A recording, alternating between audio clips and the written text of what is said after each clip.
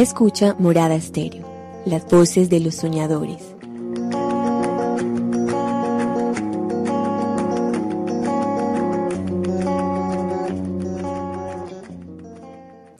Muy bien, es un placer estar aquí y participar en esta premiación. Me parece que la investigación es una de las áreas críticas de este país que necesita apoyos fundamentales, así que me complace mucho venir a esta entrega de la tercera versión, ¿no?, de los premios. Bueno, el tema que me imagino que es el tema de las investigaciones está alrededor de la tierra, de la profunda desigualdad de la tierra en Colombia y cómo juega este hecho en el proceso de paz. Y mi presentación básicamente es analizar esta situación. Parto por decir que uno no puede hablar de desigualdad de la tierra sin entender que este es un país profundamente desigual.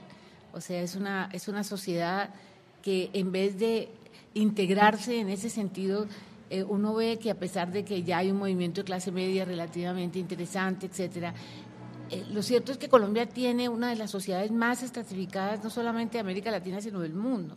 Nuestro Gini famoso, que es el que mide la riqueza, la concentración de ingresos, por ejemplo, es vergonzoso.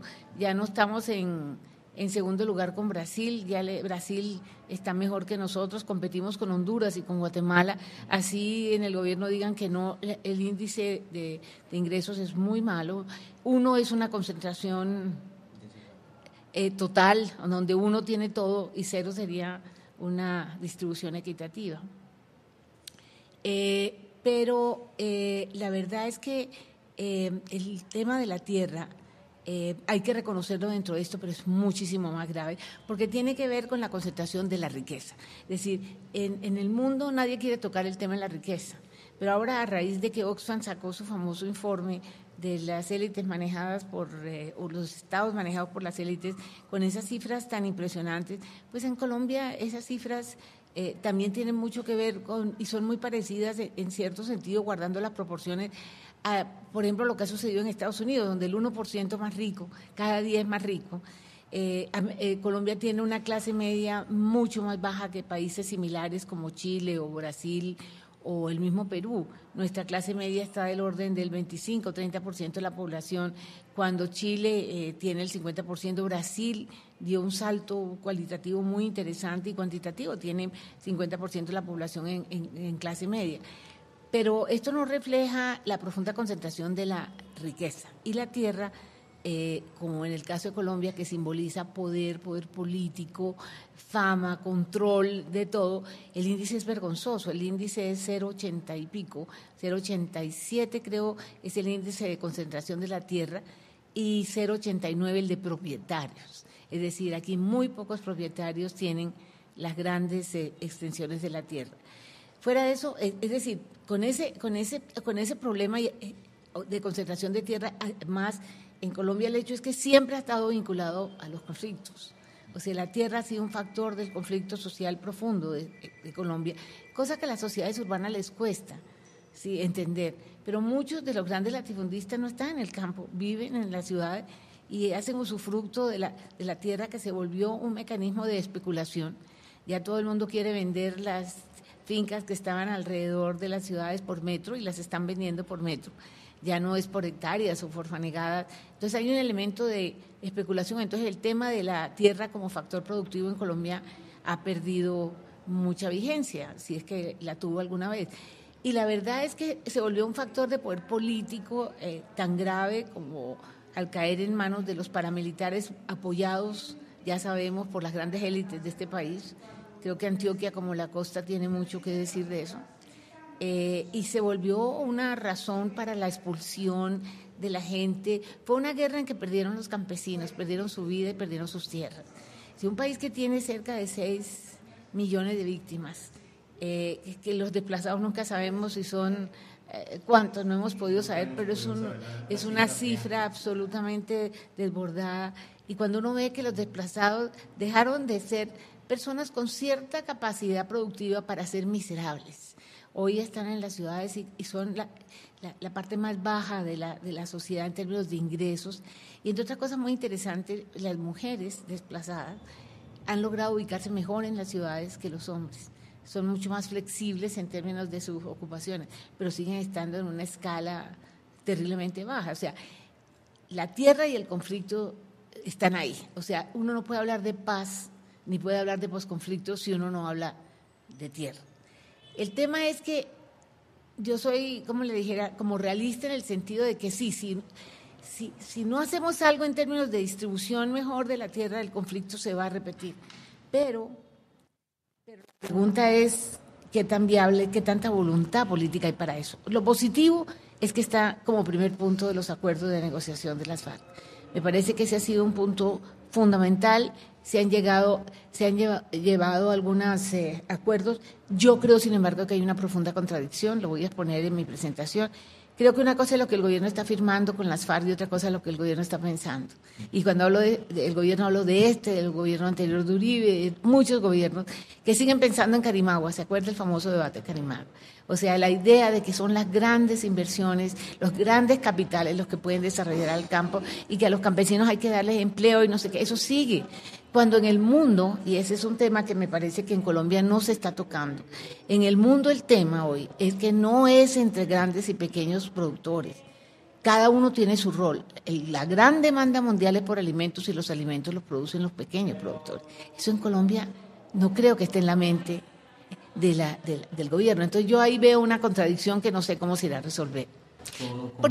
Porque no hay una decisión política de hacer desarrollo rural. Esa fue mi gran pelea, en el gobierno de Uribe, en donde realmente allí era claro que no creían en el campesinado. Acuérdense del debate Carimagua con el exministro Arias, en que muy claramente, tanto en mi caso como en el caso de Robledo, que fuimos los dos que hicimos el debate, les decíamos, ustedes están suponiendo, y lo ha dicho explícitamente el ministro Arias, que los campesinos no pueden, que las inversiones necesitan que los grandes capitales vengan y entonces que los campesinos sean como los empleados, los subalternos. Eso está revaluado en el mundo y sin embargo aquí eso no ha llegado. Entonces, lo que falta es primero una decisión política de hacer de esta una sociedad más igualitaria. Esa decisión no se ha tomado. Yo tenía la esperanza de que el presidente Santos fuera a salir con esa propuesta, porque en el mundo el tema hoy es la desigualdad, la concentración de la riqueza y la concentración del ingreso. Es un modelo que ya explotó, en donde aquí vemos, inclusive en el caso de China, es cada no sé cuántos segundos surge un nuevo millonario. Aquí Colombia está mostrando más capacidad de generar millonarios que muchos otros países de América Latina, con unos niveles de pobreza todavía inaceptables. Entonces el tema en el mundo es el crecimiento incluyente. Aquí eso no ha llegado. Claro, el presidente dice el tema es la paz, pero es que si usted no hace de esta sociedad una sociedad donde usted redistribuya los factores de los elementos positivos del desarrollo, usted no va a ver paz. Y lo que pasa es que Colombia, la brecha rural urbana ha ido creciendo, porque el desarrollo se ha concentrado en las ciudades y el campo está muy atrasado, y a la gente se le olvida que tenemos 11 millones de personas viviendo en el sector rural, que cada día están más rezagados con respecto a la ciudad. Si esa idea de la igualdad, de la equidad, de la justicia no está en el contexto de todo lo que es la voluntad política de un Estado y de una sociedad, yo creo que aquí pueden pasar cosas peligrosas. Es decir, yo sigo siendo optimista, pero ¿por qué están tan concentrados en las víctimas? Sí, las víctimas se lo merecen, pero ¿qué pasa con las que no son víctimas y que viven en la miseria? ¿Qué pasa con el resto de los campesinos que no han sido víctimas? Entonces, ¿todos se van a volver víctimas? ¿O va a haber una política en general que busque una mayor equidad en la sociedad y obviamente responderle a las víctimas por sus especificidades, que son muchas? Pero si usted se concentra solamente en las víctimas, que es lo que alega el Partido Liberal, que como siempre mi partido, mi ex partido, es un desastre, me parece que es una cosa muy peligrosa, porque entonces si usted no focaliza y no reconoce que este país está lleno de pobres, que hay unos que les ha ido terrible, que es todos los desplazados y las víctimas, pero también hay una población que está muy rezagada, ¿sabe qué puede pasar? O se acaba la gobernabilidad de este país, que ya aprendió a levantarse, mire lo que pasó con los paros, que eso va a pasar, o se hace una política más general, porque si no todos se vuelven víctimas. Yo también, si a mí no me dan nada y a las víctimas les están dando todo, entonces yo me constituyo en víctima. Este país viene de extremos, nosotros estamos dedicados a los victimarios, ¿sí? Y en este país ser victimario se volvió una cosa impresionante. Mire lo que pasó con lo de los paramilitares, que personas como Paloma Valencia alegan de que se acabó el paramilitarismo. Por Dios, es lo más absurdo que yo he escuchado. Entonces, pasamos de que eran los victimarios a que las víctimas. Eso me parece muy importante, eso me parece trascendental. Pero es que el país no ha llegado al fondo del problema. Es que esas víctimas también nacen de una sociedad que ha victimizado a gran parte de su población. Puede que no les hayan matado a todos, pero todos han sufrido la falta de los derechos, la falta de agua potable, la falta de infraestructura, la falta de una educación decente, la falta de una educación, de una salud que sirva. Entonces, ahí hay una dualidad que a mí me preocupa. Es decir, primero, la equidad no está en la mente de los gobernantes de este país y por eso la política está tan desprestigiada y tan obsoleta y uno no ve líderes en este país. Por eso el voto en blanco está cogiendo una dinámica porque es un voto censura, que yo creo que a la hora que le quiten el San Benito de que tiene que ser la mitad más uno y que sea simplemente mayoría, eso va a ser una revolución en este país, porque está ganándole al presidente, 30%, ¿sí? Y al paso que vamos... Si no nos ponen que tiene que ser el 50% más uno, eso sí acabaría con una élite política corrupta, desastrosa. Hoy yo me bajaba del avión y decía, Dios mío, toda la plata que se está gastando, eran los liberales, tan de buenas yo, todos en propaganda en el aeropuerto que lo tienen inundado. Qué lástima que esa plata no fuera para realmente proyectos importantes. Entonces, en ese contexto en donde no hay una conciencia que este país tiene que hacer cosas mucho más de fondo, ¿sí? De que hay una concentración de riqueza inaudita, ¿sí? Focalizarse solamente en las víctimas puede, como le digo, producir entre otras cosas porque no hay plata para tanta gente, ¿sí? Y si se les va la mano en ofrecer cosas que no cumplan, hay un proceso fantástico en Colombia que la gente se despertó. La gente ya empezó a protestar. Miren, las marchas campesinas casi tumban al gobierno. ¿Cuándo se soñó? Yo fui ministra de Agricultura, fui viceministra. ¿Cuándo se soñó uno que sin movimientos agrícolas, agropecuarios, porque eso fue lo que hicieron los movimientos campesinos, los acabaron, ¿sí? Sin eso, miren lo que pasó. Entonces el país ya sabe que puede protestar. Eso es una de las ventajas de firmar con las FARC, que las FARC deslegitimaron la protesta social. Si se firma con ellas cualquier cosa, ya la gente sabe que no la pueden asimilar a las FARC.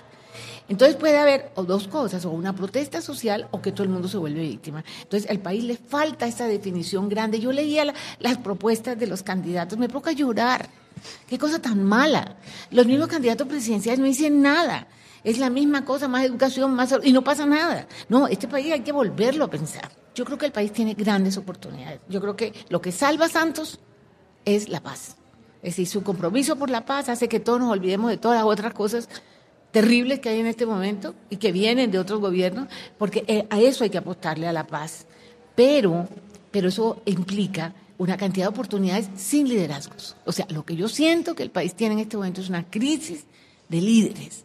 ¿Por qué? Porque los partidos son un desastre, no han dejado surgir a nadie. Y el que más o menos muestra alas, y lo digo por experiencia propia, le cortan las alas. O es tal la corrupción y tal el manejo politiquero y clientelista que si uno quiere hacer otra cosa se va. Porque para vivir amargado, yo nunca me he deprimido en mi vida. Y una vez estando en el Congreso me dice alguien, ¿qué te pasa? Si tú siempre has sido como una caja de música. Le digo, este Partido Liberal está acabando conmigo. Entonces me dijo, mi hija tiene 5 minutos para renunciar. Y florecí. Todo el mundo me dice, te vemos productiva. Yo, pues yo no estoy perdiendo el tiempo ni me estoy desgastando. Pero este país necesita líderes. Y no los hay, porque los expresidentes todo lo que quieren es que sus hijos sigan. Y los pobres a veces no van para eso. ¿Quién ha dicho que eso se hereda? Y mucha gente que sí tendría la habilidad no tiene chance. Porque si tú no eres, bueno, mi López no es de los López importantes, sino de los López de Popayán. Pero digamos, si uno no pertenece a determinados, hasta la reina yo soy costeña, la reina de Carnaval de Barranquilla, ahora la eligen, no, hereditaria, y no solamente hereditaria, sino de familias que estén en el country, porque si tú no estás en el country, tú eres corroncho, ¿sí? Entonces no puedes ser reina de carnaval. Y además de eso, que sea de familias políticas. Imagínate que después que yo dije eso, que era el colmo que en Barranquilla hasta la reina de belleza las determinaba la clase política, me encontré con la abuela de la actual reina del carnaval, que de una manera amable, pero con unos ojos de censura, me pedía que por favor no fuera injusta, que su nieta había nacido para ser reina del carnaval. Le digo yo, mira, me dijo, y ella está yendo a los pueblos. Le digo, eso no es suficiente, o sea, ella le está haciendo el favor de ir a los pueblos. Pero no, el problema es que haya gente de los pueblos que pueda también aspirar a ser reina del carnaval. O sea, yo no voy a ir al carnaval porque sé que me van a chiflar. Pero ¿sabe cuál es el argumento? Es que eso vale mucha plata. Y entonces los únicos que pueden financiar eso es los ricos. Le dije, señora, perdóname, pero la idea es que la organización del carnaval tenga la plata para que cualquiera que elijan no tenga que costearse eso, sino lo paga la organización, ¿verdad? Pues tiene que ser eso. Para eso alquilan unas cosas carísimas para ver, bueno, esa plata debería ser. Entonces, ¿para dónde va? O sea, todo en este país es excluyente. Todo. Y todo el mundo le juega a la exclusión. Mientras eso siga pasando en este país, la paz y el posconflicto van a ser muy difíciles. El tema aquí es la inclusión. ¿Cómo hacemos para que este crecimiento se comparta? Yo no me explico cómo con tantos problemas este país sigue creciendo.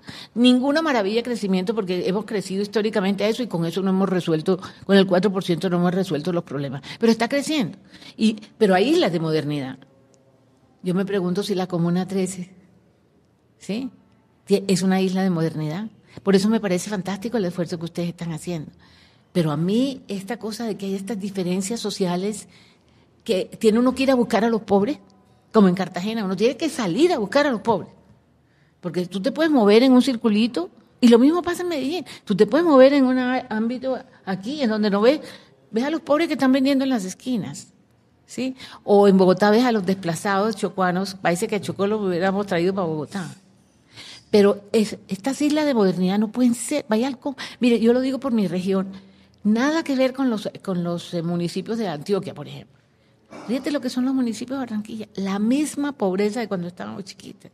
No, así no hay paz. Y eso no lo veo en la mente de los líderes de este país. El país tiene una crisis de liderazgo muy seria. Y ustedes esto que hacen son esfuerzos por crear líderes. Aquí necesitamos nuevos liderazgos. Y esos liderazgos no se los van a dar gratis a nadie, porque esos liderazgos los ha tenido un grupo que por fortuna está en un desprestigio total. Es decir, ya la gente bien de este país, esa cosa tan aburrida con que la gente bien de este país está quedando, como decimos en la costa, como un cuero. Mire lo de Interbolsa, por ejemplo, ¿sí? Gente muy destacada de la sociedad colombiana, tanto de Antioquia como de Bogotá, terminaron en unos fraudes espantosos a su misma gente y a mucha otra gente, ¿sí? Mire lo que está pasando con los militares. O sea, yo quiero escribir una columna en El Tiempo que se llame ¿En quién confiamos? Eso quiere decir que hay una crisis de liderazgo. Es la gran oportunidad para esta nueva generación que se comprometa con una nueva forma de hacer política. Por eso yo cada vez que dicto una conferencia y le pregunto a los estudiantes cuántos quieren meterse en la política y veo que ninguno, me provoca salir y llorar.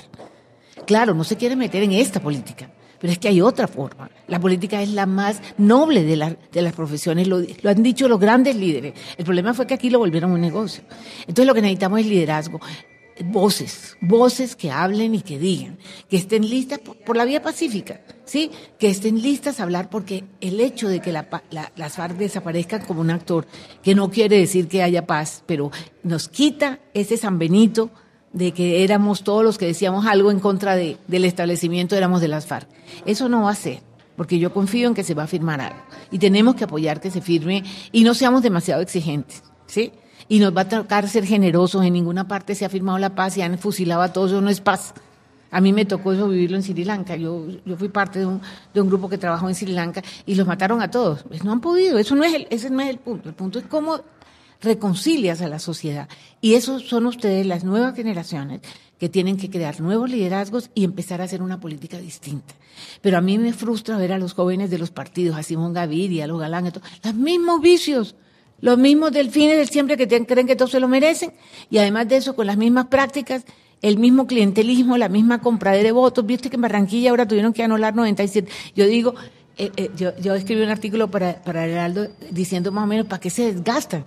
Vayan, busquen a Gerlain, busquen a Gerlain que da tejas y cemento, busquen a los Char, que a todos sus empleados que son enemigos los ponen y los obligan a que voten. Eso, ahí está el problema, busquen a todos. Eso, ¿para qué se ponen? Vayan a ver quién ha arrendado los buses para el día de las elecciones, y ahí tienen la fórmula de quiénes son los que están haciendo pero esa la respuesta es muy sencilla. Liderazgo, nuevos liderazgos de la base. Creo que se van a abrir espacios en este país para esos liderazgos. Esto que tenemos en Colombia no es política. Esto es simplemente un negocio que trabaja en dos mercados. El mercado más barato, que es comprar votos a 50.000 o 60.000 pesos. Y el mercado más eficiente es llegar al Congreso Con esos votos, ahí sí, al mercado en donde el volumen de recursos que se maneja es inmenso. ¿Por qué no se ha podido reformar la salud? Porque las EPS cooptaron a la clase política de todo el país. Y fíjese cómo salió la reforma. Por eso les digo, yo creo que hay que ser optimista, creo que al país se le abre con las negociaciones de La Habana, así se consiga muy poco, se abre un espacio muy importante. A mí lo que me preocupa es que se vienen grandes oportunidades y no hay líderes. Me preocupa el gobierno del presidente Santos, que sin duda es el que va a ganar, porque los otros no han logrado arrancar. Pero ¿sabe qué me preocupa? O el presidente Santos hace un cambio, ahí sí que vertical, digamos, no radical, para que no nos metan hace un cambio drástico en términos de la gente que lo rodea. Se sale de esta cachaquería que cree que aquí no pasa nada, que nunca se han comido un sancocho ¿cómo es que se llama? En Totuma, que no se han comido un bocachico con la mano, que no han venido aquí y no han comido chorizo y arepa, ¿sí? Que no saben lo que son los campesinos de ninguna parte, ni los indígenas. O cambia eso y mete gente que realmente haya recorrido el país, que realmente tenga vocación de servicio y no de enriquecerse, o el presidente va a tener un problema muy serio en el posconflicto. El posconflicto va a ser muy difícil y es la oportunidad de replantear todo, que este país vuelva a tener algo de transparencia, que este país vuelva a tener algo de reconciliación. Bueno, primero que todo, el posconflicto no es un problema del gobierno, es un problema del país. Y aquí aquí todos tenemos que cambiar. Aquí, se lo voy a poner en estos términos. Yo creo que todos, sin excepción ninguna, somos culpables de los 50 años de tragedia y de los cientos de años que hemos tenido de tragedia. Todos hemos contribuido por acción o por omisión. Luego, si seguimos haciendo lo mismo, vamos a volver a tener otro conflicto. Probablemente no sean las FARC, sino sean las BACRIM o las no sé qué. Porque eso nace de una serie de errores que se ha cometido. Y de una cosa de permisividad de esta sociedad que ha sido típico de los colombianos. Los colombianos hemos sido muy permisivos en toda nuestra historia.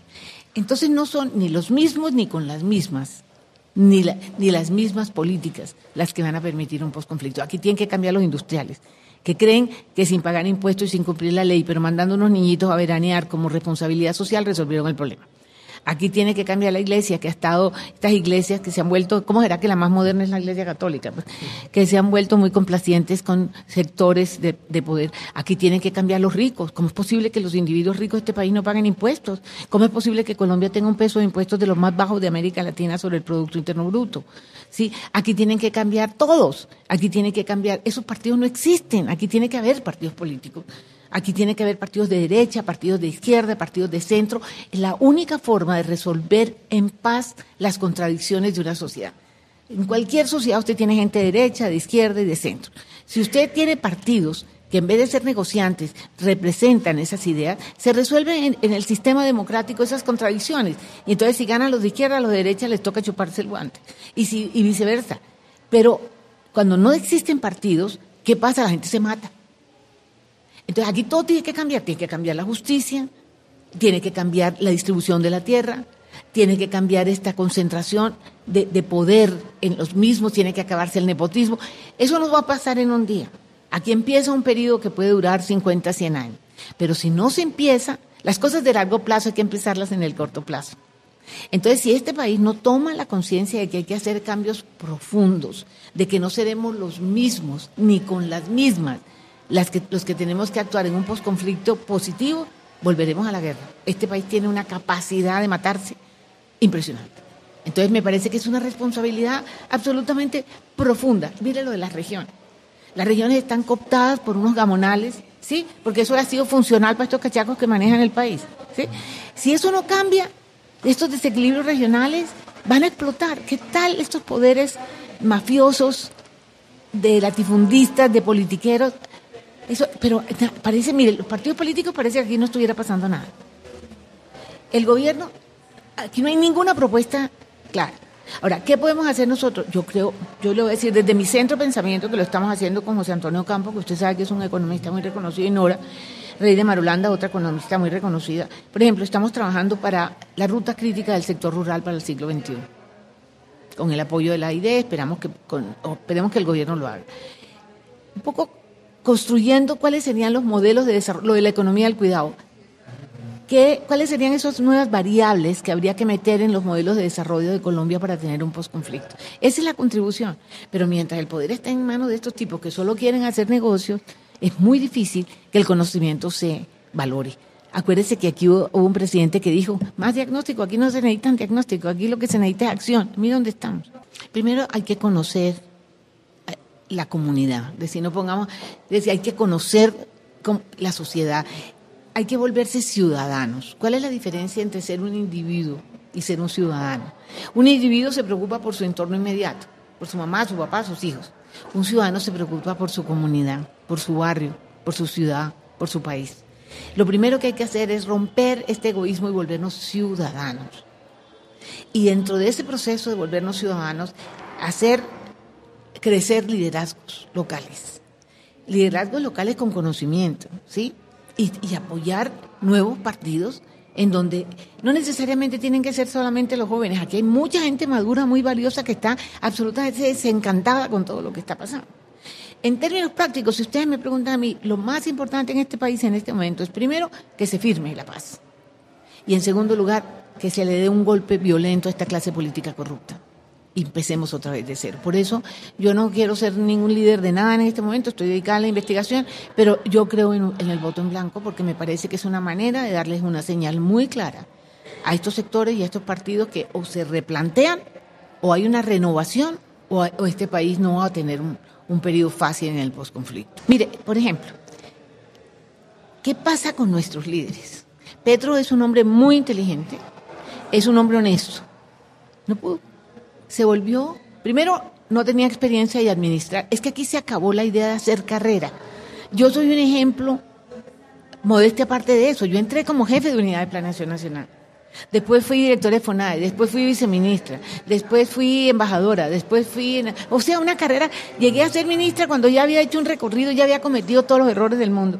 Eso ahora se acabó, ahora todo el mundo aterriza de senador, aterriza de ministro, y es el mismo circulito, ¿sí? Entonces me parece que esas son cosas, por ejemplo, Petro fue un excelente senador y probablemente ese es su ámbito, pero llegó a la alcaldía con la idea de ser presidente. Es un error que uno no puede cometer. Y segundo, no supo administrar, ¿ya? Y ahora, mire, lo de Bogotá es apocalíptico. Uno viene a Medellín y esta ciudad es bonita, por lo menos lo que uno ve, ¿sí? Y yo sé que se ha hecho trabajo en la parte más pobre, pero Bogotá es un desastre. ¿Por qué? Porque Petro no se ha robado un peso probablemente, pero no sabe administrar. Y ahora lo único que ha hecho últimamente es ocuparse de mantenerse en el cargo, no de demostrar que podía hacerlo bien. Entonces, ¿qué pasa con nuestros liderazgos? Que se pierden gente valiosa, se pierde en el camino. Tenemos una política de egos. Eso es una cosa dramática de Colombia. No, es que se volvió que si usted no tiene el super... Claro que todos tenemos superegos, sí. pero hay que ver dónde lo pones, si lo pones por el bien personal o por el bien de la sociedad. Ser político es muy difícil, es decir, es una lucha muy dura, es una confrontación permanente.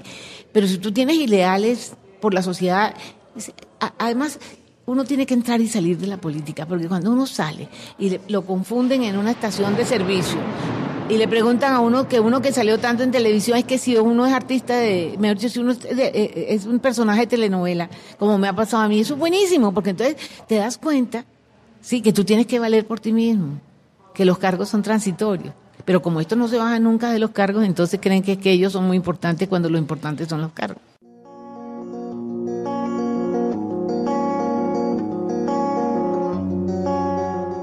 Escucha Morada Estéreo, las voces de los soñadores.